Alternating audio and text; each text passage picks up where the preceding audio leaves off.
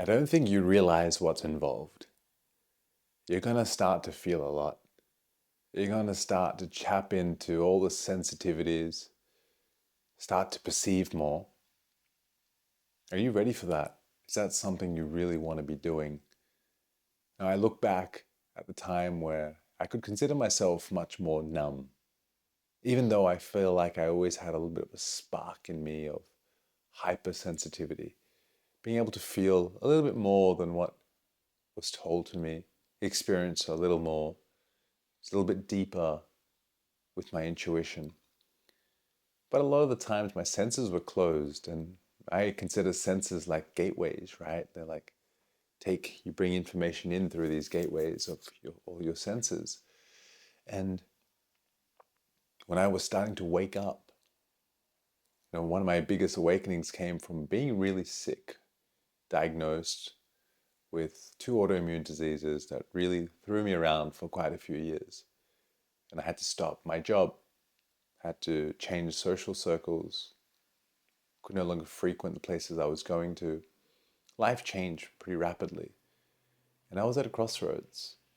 And I remember this being a moment where so much in me started to change and become more perceptive, more sensitive, more aware. You could say there's elements of just realizing more of myself. And this is just akin to being more self-realized, right? Just realizing more of you, becoming more awake with your eyes, with all of your senses, with your mind, with your intuition, with your emotions. And there's a lot. You open up a lot, and that's wild. It's a wild ride.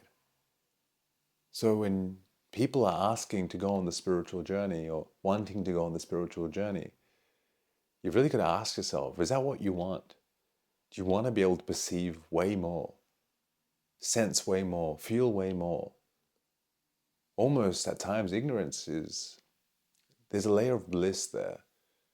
But yeah, sure, there can be a layer of numbing there. And when I notice others that are in that more ignorant bliss, there's a feeling of, ah, life was more simple then. And simplicity is beautiful. And there's no hierarchy when it comes to awakening. It's just when your time is ready, your time is ready.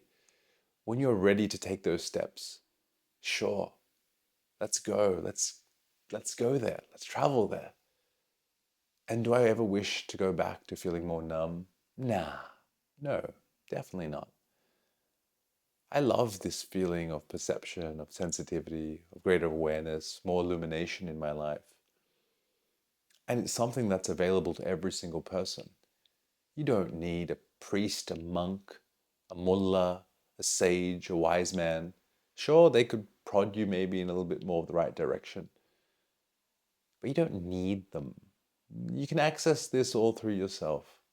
Sure, maybe if you're really seeking it, they can just give you a few little roundabout ways to come back to communion with yourself. Sure.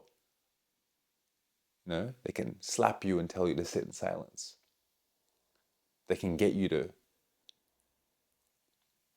peel a million potatoes in the same spot until you eventually tune into the awareness of yourself instead of being distracted with so much fear, desire, attachment, pride, anger, ego, all the same culprits.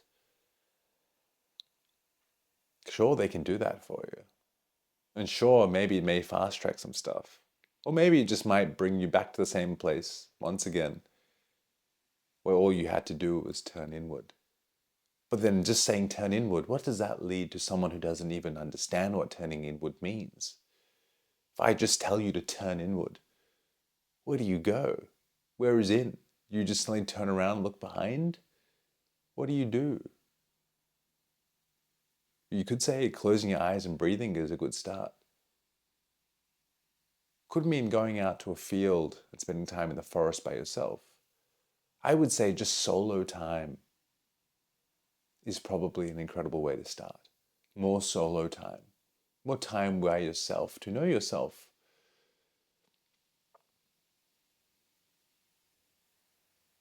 And another big one is looking after your body with the food and the movement that you do. This is known as aha and viha in Ayurveda. Can you look after yourself? Truly. So you're less hampered in your system with your digestion, your physical body. Your mind is more calm and stable because you're supporting your life. You're more life affirmative, life positive with the foods you're eating.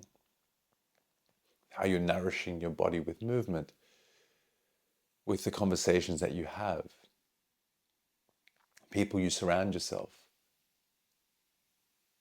These are some good baseline steps. Unfortunately, I see, not always the case, but a lot of the time it's the case where you'll have to traverse some pretty rocky territory to wake up. Otherwise, the pressure is just not enough in your life. You need to be prodded in the sore spot in your rib, like really like the finger gets in there, it hurts.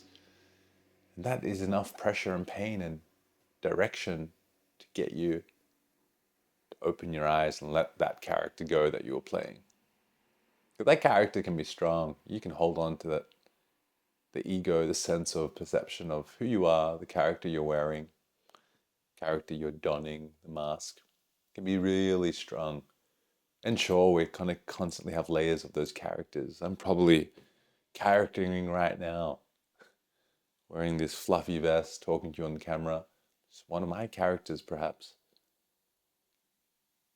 Maybe I'll shed this one. Maybe just get a broom and just sweep. Maybe that'll be my next character that I'll play. And I'll become that guy. Then until that guy's done, I'll become the next guy. It's hard to know. But right now, the guy that's calling through my heart is the one that wants to speak on camera right here, right now to you. So hopefully some of this is reflective and maybe insightful. And if not, maybe your character doesn't need the words of this character. Hope you are having a beautiful day, afternoon, evening, wherever you are, old friend. I really see you as my old friend. Another reflection of me. Thanks for tuning in this beautiful matrix of life we live in. Aho, Vaheguru, Satnam, Yahweh, let it be. And I'll see you on the next episode. Simba Ji, checking out.